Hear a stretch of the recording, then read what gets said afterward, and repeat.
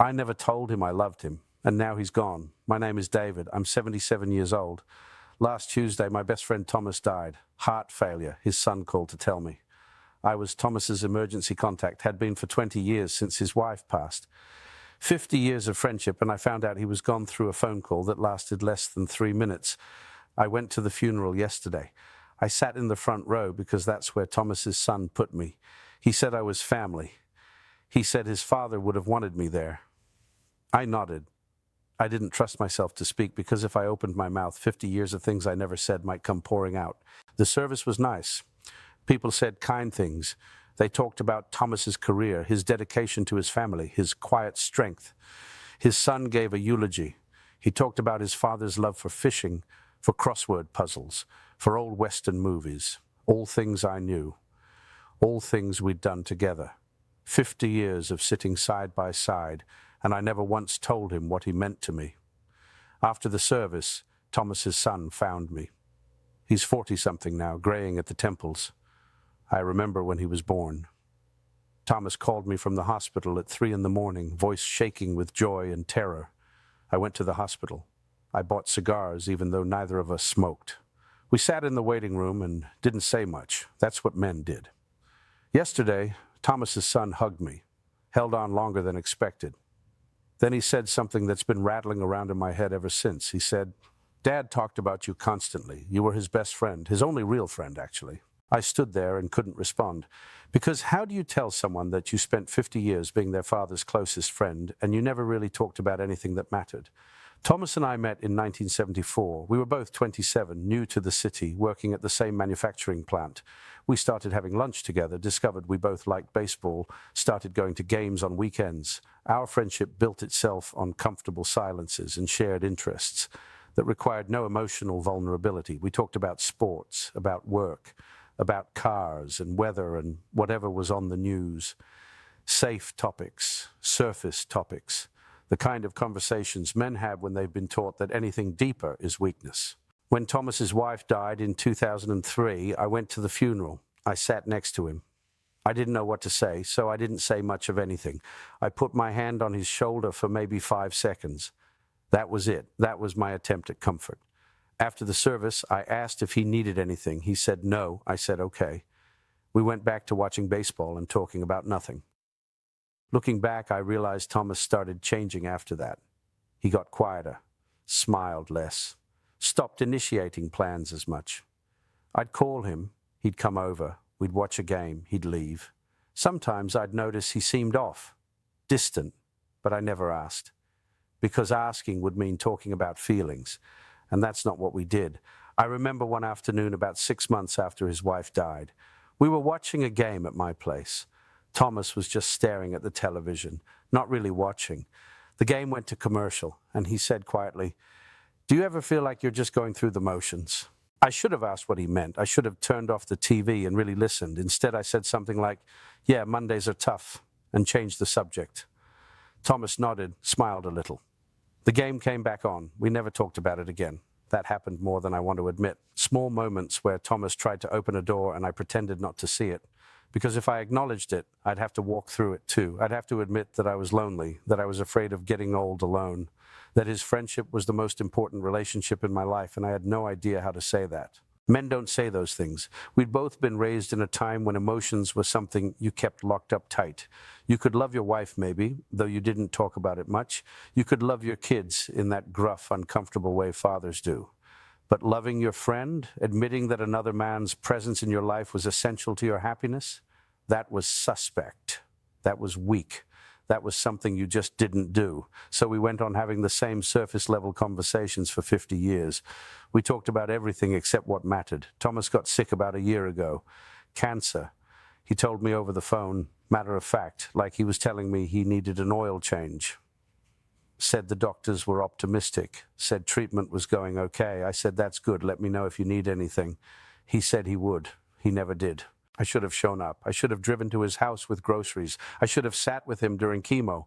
I should have done all the things you do for someone you love. But I didn't, because doing those things would have required acknowledging how much he meant to me. It would have required being vulnerable, admitting I was scared of losing him.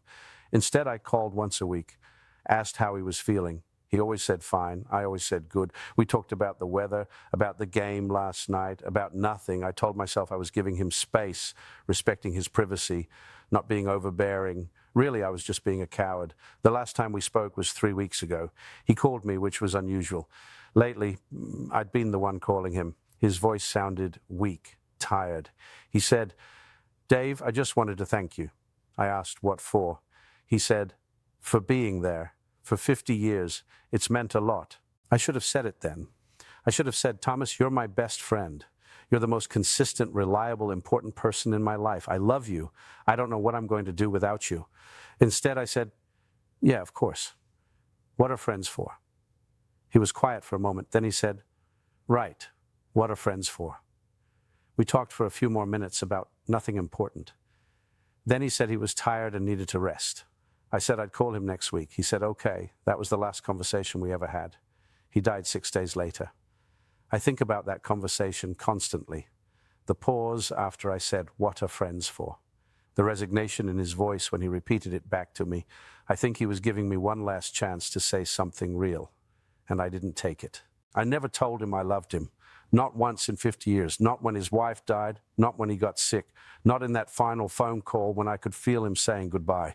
I never said the words because men don't say that to each other. We show it supposedly through reliability and presence and shared activities, but that's a lie we tell ourselves so we don't have to face how emotionally stunted we've become. Thomas's son said his father talked about me constantly, that I was his only real friend.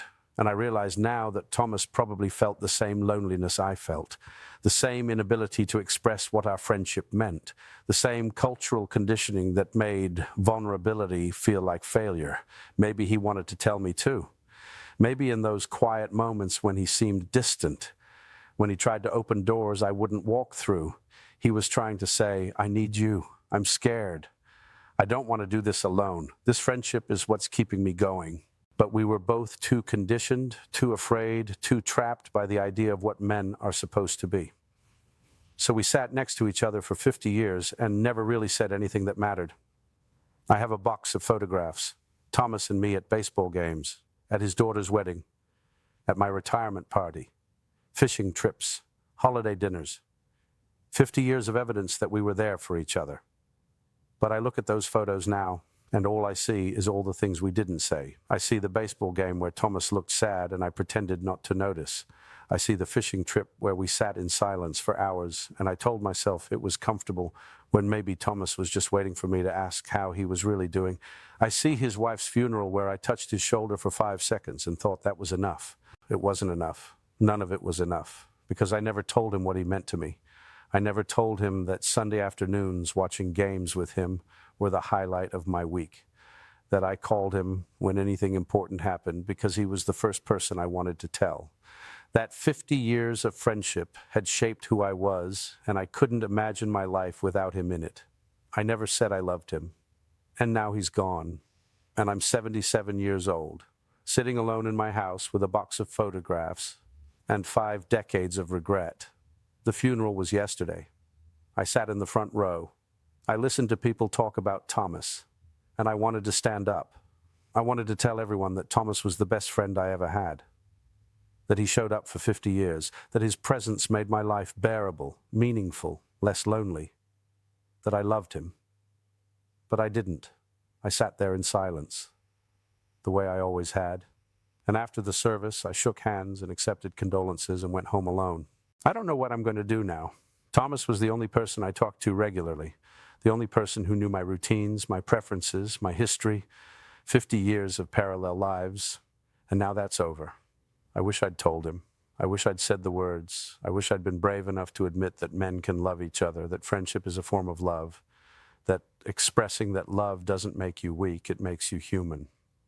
But I wasn't brave. I was conditioned. I was trapped by ideas about masculinity that left me emotionally isolated for 50 years.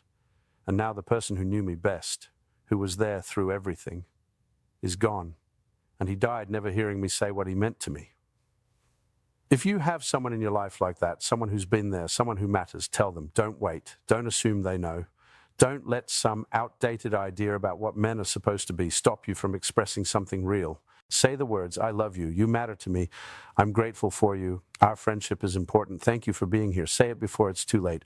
Before you're 77, sitting in a front row at a funeral, realizing you spent 50 years being too afraid to be honest. I never told Thomas I loved him, and now he's gone. And I'll spend whatever time I have left knowing that I wasted 50 years of friendship being too scared to say something true.